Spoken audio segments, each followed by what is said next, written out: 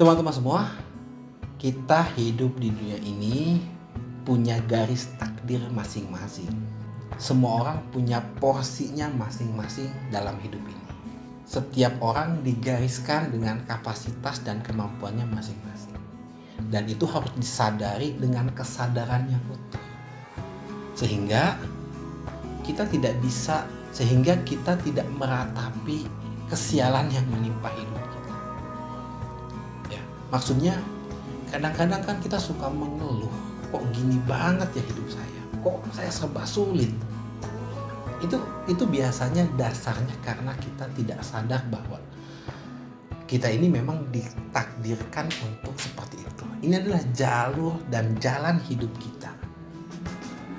Jadi ketika kita mengalami keadaan yang sulit, ya mungkin saja ini adalah jalur kehidupan kita. Sehingga kita tidak membandingkan diri kita dengan orang lain. Sehingga kita tidak mudah terbuai untuk menyalahkan kehidupan.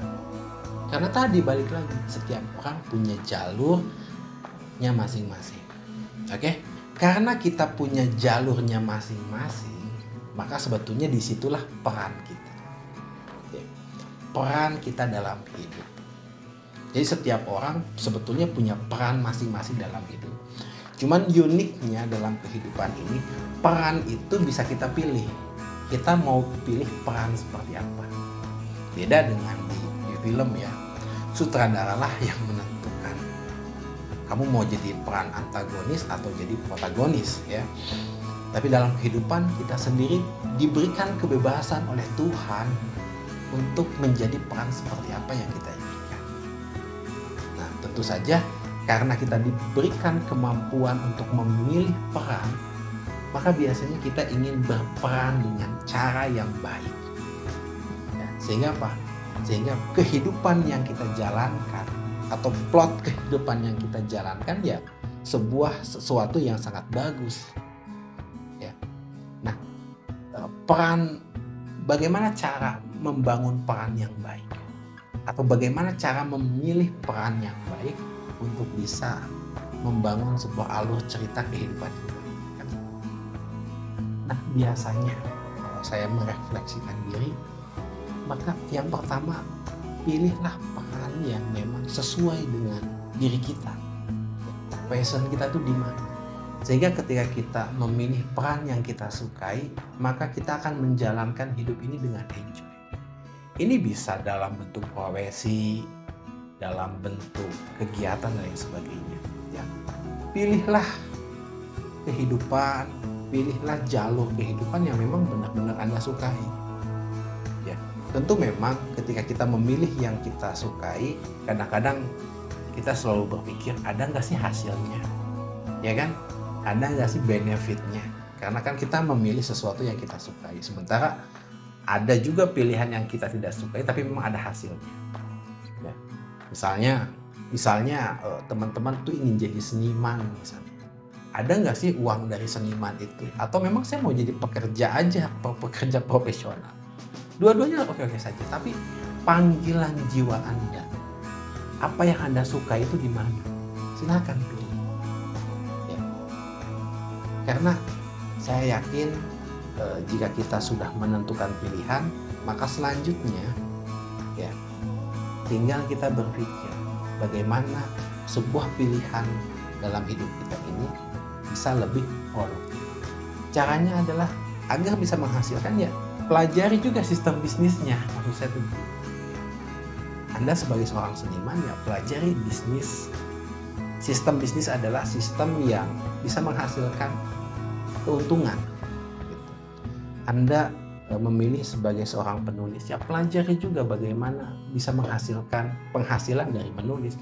Anda sebagai seorang seniman, ya pelajari juga skill bagaimana bisa menghasilkan dari seniman itu. Jadi saran saya adalah pilihlah sesuatu yang memang sesuai dengan apa yang kita inginkan, apa yang menjadi dorongan jiwa kita, sehingga apa? Berkualitaslah hidup kita. Kita tidak tertekan, kita tidak mudah menyesali. Beda ketika misalnya kita memilih sesuatu yang memang tidak kita sukai, hanya karena keadaan, misalnya akhirnya kita memilih sesuatu yang memang bertentangan dengan jiwa kita. Pada akhirnya kan kita akan menyesali. Jadi saya merefleksikan hidup saya. Saya memilih menjadi seorang penulis, ya, berkarya dengan tulisan. Memang di awal-awal secara penghasilan tidak signifikan. Tapi saya pikir bahwa perlu juga saya mempelajari bisnis dari penulisan. Nah, dari situlah saya mulai menemukan celah-celah bagaimana saya membangun bisnis dari penulisan itu sendiri. Sehingga saya tetap berperan menjadi seorang pegiat literasi, tapi juga sekaligus sebagai entrepreneur di situ. Jadi asik, kita menggeluti hobi dan juga kita bisa mendatangkan penghasilan di situ. Cuman memang itu butuh proses, butuh juga pengorbanan. Balik lagi, hidup ini adalah sesuatu yang kita taruhkan. Ketika kita berani bertaruh, ya, maka kita harus bisa menang. Ketika kita berani bertaruh, maka kita berani untuk mencapai dengan semaksimal mungkin. Nah, yang kedua, pilihlah peran yang memang kita miliki sebetulnya, kita kuasai. Jadi saya percaya bahwa setiap orang itu kan punya lebih dari 3 skill dalam hidupnya. Ya meskipun skill-skill itu kadang-kadang kita anggap remeh ya. Tapi saya yakin setiap orang itu punya minimal 3 keahlian dalam hidupnya, bahkan lebih. Misalnya, saya sendiri punya keahlian dalam bidang menulis non-fiksi. Saya juga punya keahlian mengoperasikan komputer. Saya juga punya keahlian dalam bidang public speaking, ya. Nah, itu sudah 3. Nah, tinggal saya pilih di mana profesi yang menjadi tumpuan saya, yang akhirnya saya akan geluti sehingga itu menjadi sesuatu yang sangat profesional dalam bidang itu. Pilih, misalnya Anda bisa memasak, ya. Keahlian memasak Anda coba digeluti sampai Anda benar-benar menjadi pemasak yang profesional, gitu. Ya. Jadi tinggal pilih. Saya yakin setiap orang punya keahlian. Tinggal yang namanya keahlian itu kan kita bisa jadi sesuatu yang ahli itu, keahlian, kemampuan itu kan pada dasarnya kita bisa menjalankan keahlian itu dengan baik. Lalu ketika kita sudah bisa menjalankan atau mengerjakan keahlian itu dengan baik, kemudian levelnya kita tingkatkan menjadi profesional. Keahlian itu melayani orang. Oke? Anda misalnya punya kemampuan editing video, ya. Oke, itu Anda sudah bisa. Tapi bagaimana ditingkatkan lagi menjadi profesional? Anda melayani orang yang punya kebutuhan ingin membuat video-video yang bagus, kan gitu. Ya. Jadi itu adalah cara kita untuk meningkatkan level. Pertama, pelajari dulu keahlian itu, kuasai dulu, ambil dulu, baru kemudian tingkatkan dengan cara melayani. Saya bisa menulis, kemudian saya tingkatkan kemampuan saya dalam menulis untuk menulis karya untuk bacaan orang. Poin kedua adalah peran yang bisa kita pilih, yaitu berdasarkan apa keahlian yang kita miliki. Oke, dan yang ketiga adalah peran yang kita bisa pilih adalah peran dari hal-hal yang sedang kita pelajari.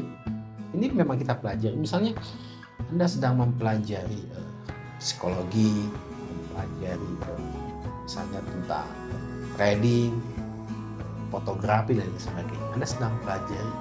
Ketika Anda mempelajari, cobalah pilih peran itu dengan semaksimal mungkin. Jadi jangan hanya sekedar Anda pelajari saja, kemudian setelah Anda punya ilmunya Anda abaikan. Ya. Pilih sampai betul-betul maksimal. Ya. Nah, dengan 3 pola itu, mudah-mudahan bisa memberikan gambaran bahwa kita tuh sebetulnya punya peran. Tinggal kita tentukan mau peran yang mana yang kita ambil sebagai bagian dari kontribusi kita pada kehidupan. Jangan pernah menganggap remeh, kecil setiap kemampuan keahlian yang kita miliki. Karena keahlian yang kita anggap sederhana saja, kalau kita tekuni, kita dalami, kita tingkatkan menjadi profesional, ya, dengan cara melayani orang, pelan-pelan kita akan menjadi master juga dalam bidang itu. Ya, teman-teman semua, demikian apa yang saya sampaikan. Semoga ini bermanfaat dan membuat kita semakin hari semakin iman.